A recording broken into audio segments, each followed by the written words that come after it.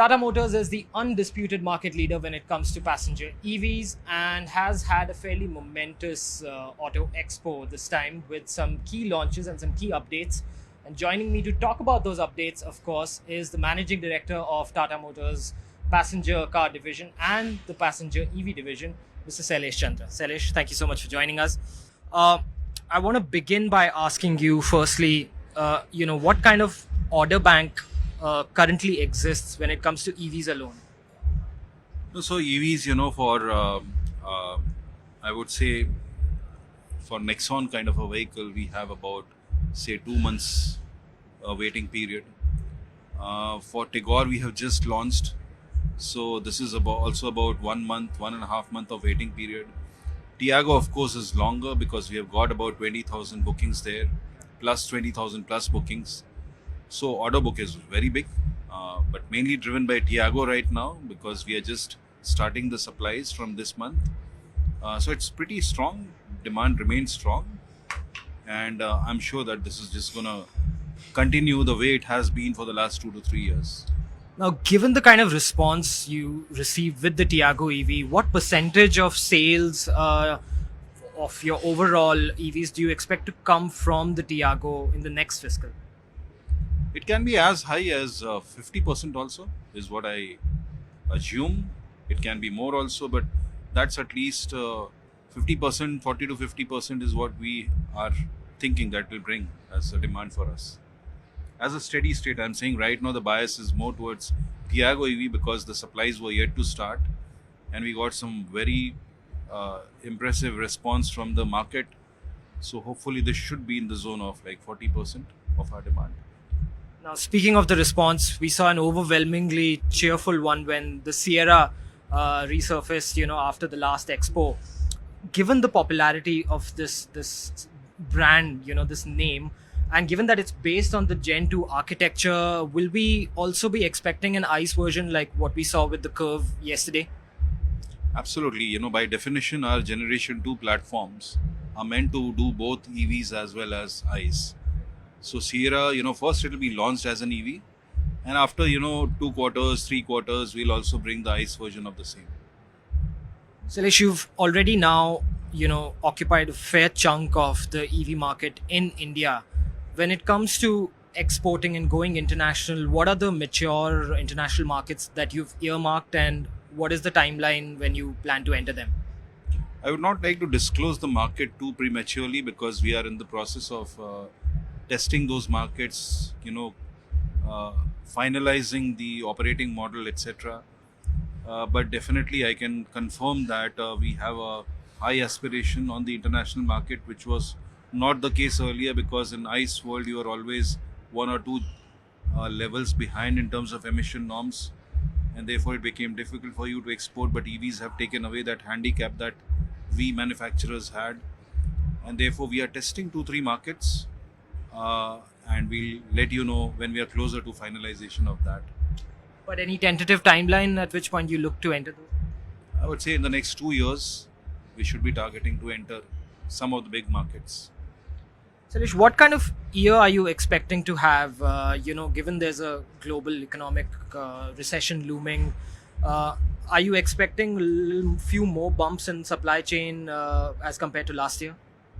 We'll have to monitor. I mean, I can only say what is the current state. In the last 6 months, I think semiconductor crisis, which was the major disruption as far as the supply side is concerned, that seems to be quite in control. And the recent COVID, which has re-emerged, that has not impacted that much. We are not seeing any big red alerts here, but we are closely monitoring the situation. Yes, at times, you keep facing still for certain components or certain semiconductor shortages. But that's part and parcel of the business. That should be fine. But no big alerts as of now. But we are watching very closely the situation. But do you expect the EV growth momentum to continue? I absolutely, because it's a nascent technology. There are about 60-70,000 cars on the road now. People are feeling more confident. All the barriers which were existing, a lot of them have been taken care of. There are of course residual barriers which are left, like charging infra still needs to expand. There are more choices that needs to be offered to the customers at different price points, body style. So in the next 2 to 3 years, you can imagine that all these factors are going to grow and become better and better. And I think the positive word of mouth that we are getting from the existing EV owners is giving confidence to some of the people who are on the other side of the fence and gaining confidence to buy EVs. So I think all the factors together seem to be supporting a very good growth going forward. And coming to the internal combustion engines, the two ones that we've just recently seen unveiled yesterday, is it safe to assume that they will be debuting very soon before the April 2023 CAFE norm, deadline? The one that we have displayed, Yes. the Curve is going to come in 2024. That's the one ICE product that we have displayed. The other two ICE products that we have displayed. The 1.2 liter and the 1.5. Okay, so the engines, as far as engines are concerned, it is attached to certain products, and the reason why we have brought these engines is because we are moving up in the segment, as you are seeing, greater than 4-meter cars. They would require these engines. I can confirm that 1.2 liter GDI goes into Curve, and there will be more engine options which will go into the Curve, and some will be meant for Sierra also in the ICE version. So these are the products which are going to go. But the intention was that the more powerful engine, which was a necessity as we are moving, in greater than 4-meter segment, in mid-size SUVs and high SUVs, we had to bring this. But they are also emission-friendly as well as fuel-efficient. GDI technology offers you that also. So that's the reason behind the GDI.